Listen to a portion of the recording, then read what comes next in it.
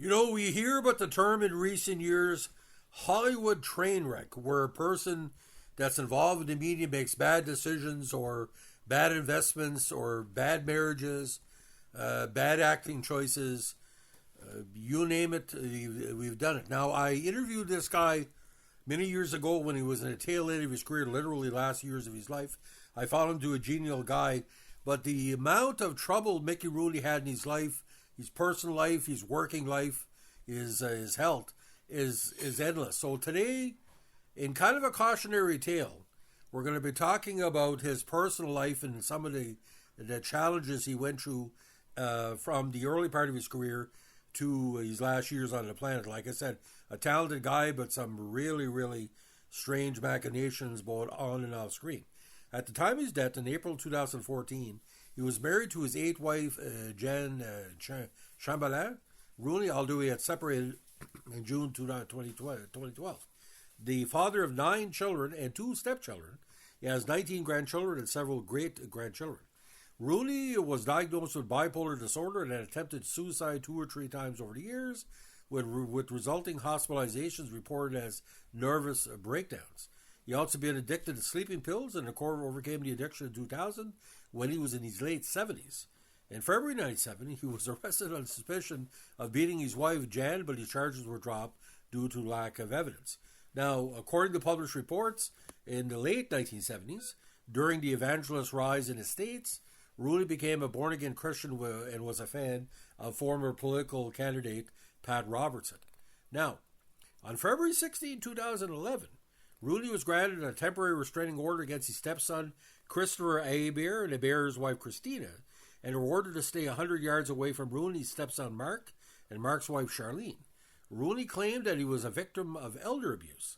On March 2, 2011, Rooney appeared before a special U.S. Senate committee that was considering legislation to curb elder abuse, testifying about the abuse he claimed to have suffered at the hands of his family members for numerous years.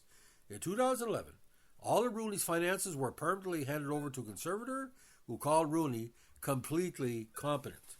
Now, in April 2011, the temporary restraining order on Rooney was previously granted was replaced by a confidential settlement between Rooney and Hebert. Hebert and Jan Rooney denied all the allegations.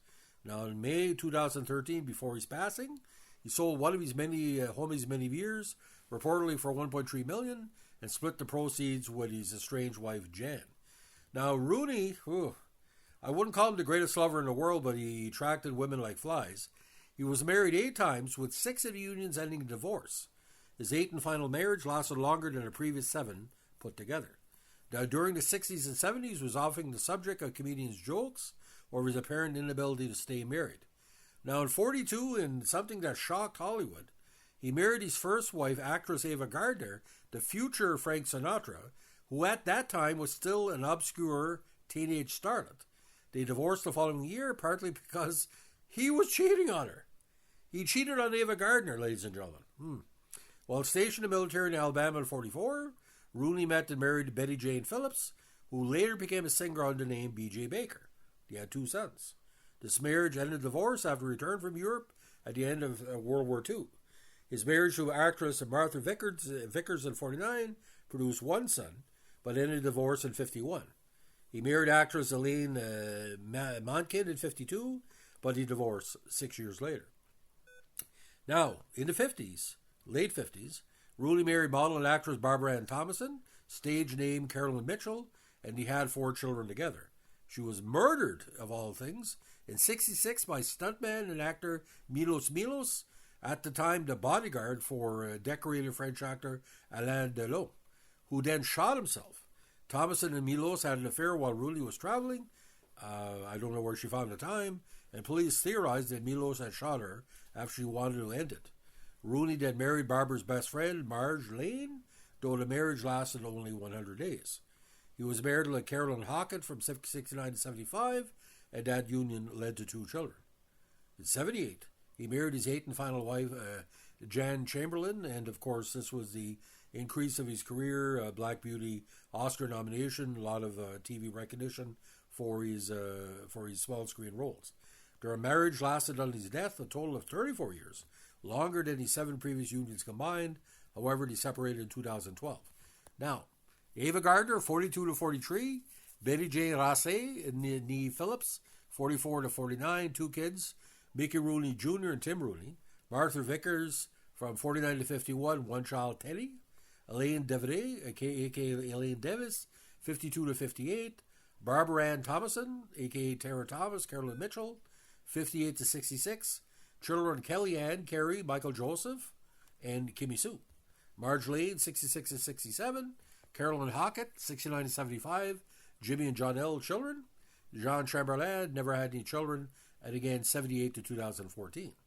Now, when Rooney died of natural causes, which included complications of diabetes, in Studio City, LA, on April 26, he was 93. A group of family members and friends, including the great Mickey Rourke, held a memorial service on April 18th. A private funeral, organized by another set of family members, was held at the prestigious Hollywood Forever Cemetery when he was interred on April 19th. His 8 surviving children said in a statement that were barred from seeing Rooney during his final years. Now, at his death, Vanity Fair called again Rooney the original Hollywood train wreck. Despite earning millions, tens of millions during his career, he had to file for bankruptcy in '62 due to mismanagement of his finances. Now, at the time, he was doing a lot of TV work, and of all things, he showed up on Twilight Zone, playing a solo performance last night of a jockey, taking a lot of small roles. At one point, I think he was the top box office draw or male box office draw for like 3 years because of his great work with Judy Garland. So, as much as Judy Garland, she had a rotten life, in a lot of ways Rooney was worse because he had enough money to protect himself, but he basically gave in to whatever problems he had at the time, be it women or drugs or bad investments.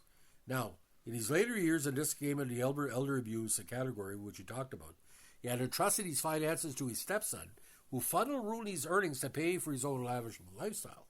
His millions in earnings had dwindled to an estate that was valued at only $18,000. He died owing medical bills and back taxes, and contributions were solicited from the public. Now, according to published reports, his film career is the longest in Hollywood history. Maybe George Burns was close. 88 years from the silent films he did in 26 to 2014, continuing until a little shortly before his death.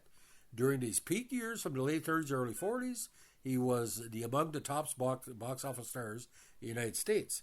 Now, in the key year of 1939, that is the year in Hollywood history, he was the biggest box office draw.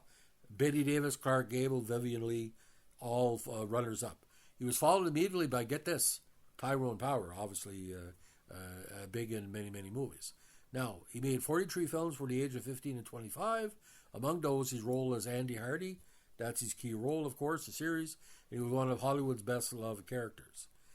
Marlon Brando once called him the best actor in Hollywood, and the great Margaret O'Brien said it was nothing he couldn't do.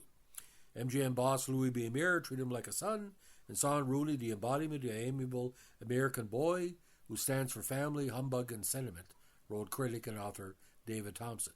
Now, not to say he was past his prime at age 20, but it's a cautionary tale. You wouldn't see that in Hollywood or even the Canadian or European film industry in 2025.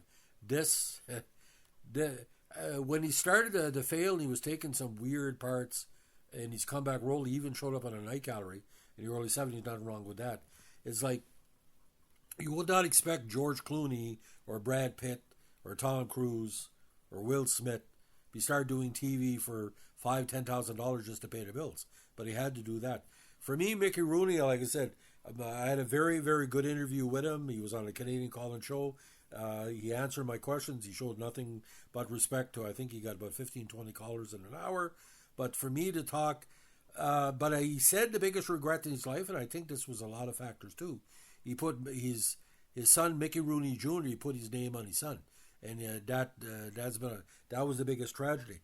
But just put this in perspective, ladies and gentlemen. Ava Gardner, he was married to Ava Gardner, and he cheated on her. So that bipolarism must have been working sexually, mentally, physically, whatever. And Mickey Rooney was 5'0", literally.